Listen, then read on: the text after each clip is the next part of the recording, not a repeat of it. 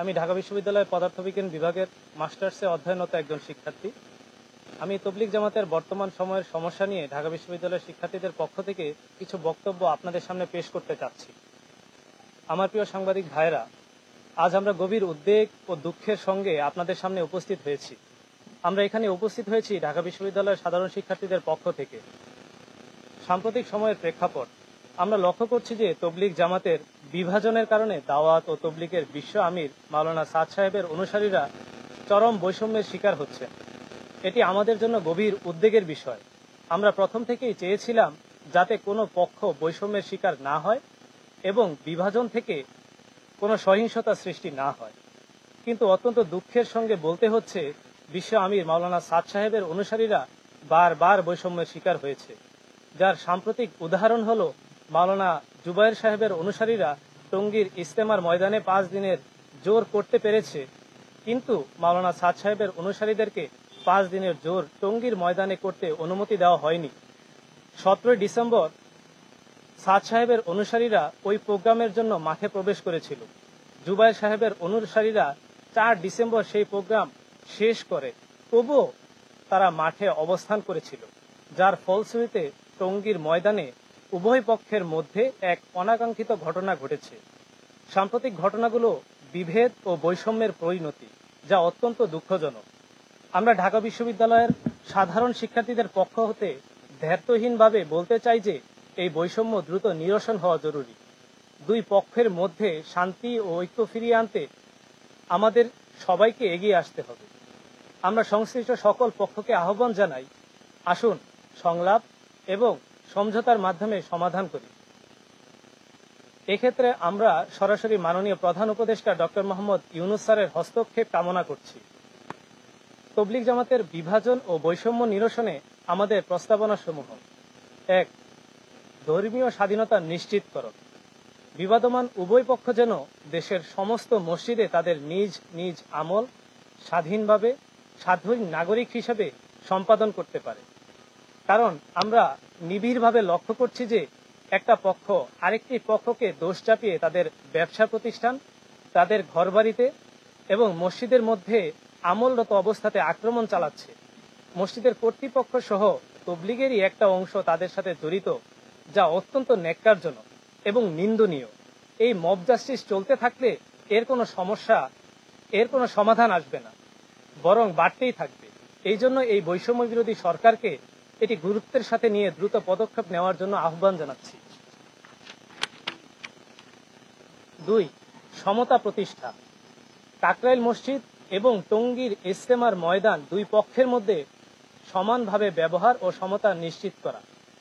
আমরা জানি যে তবলিগ জামাত একটি অরাজনৈতিক মেহনত বা প্রতিষ্ঠান, অথচ এক পক্ষ আরেক পক্ষকে ঘায়েল করার জন্য রাজনৈতিক ট্যাগ লাগিয়ে চাপিয়ে রাখার চেষ্টা করছে।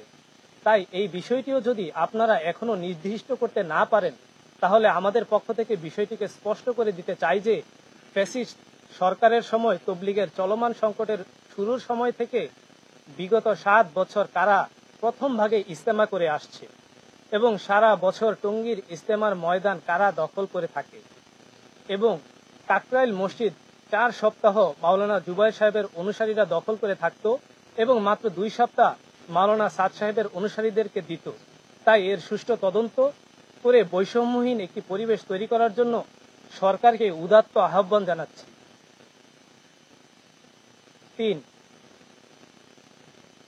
বিশ্ব ইজতেমার মর্যাদা রক্ষা।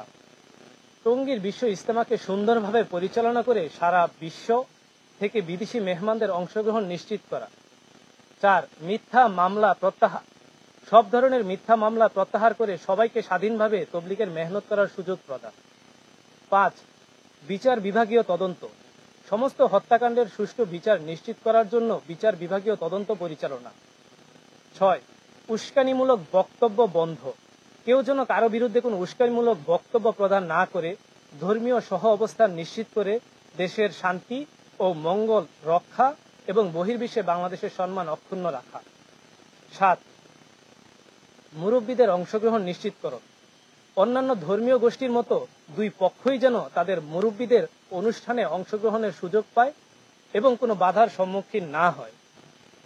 8. বিদেশি মেহমানদের অংশগ্রহণ বৃদ্ধি। আগামী বছরের বিশ্ব ইজতেমায় অধিক সংখ্যক বিদেশি মেহমানদের অংশগ্রহণ নিশ্চিত করার লক্ষ্যে উভয় পক্ষের নিজ নিজ প্রচেষ্টা এবং সরকারি সহযোগিতা প্রদান। 9. সরকারি উদ্যোগ। সরকারি সর্বোচ্চ মহল নিরপেক্ষ থেকে দুই পক্ষকে একত্রিত করে সমস্যার মূল কারণ উদ্ঘাটন এবং কার্যকর সমাধান প্রদান। 10. জাতীয় ঐক্য।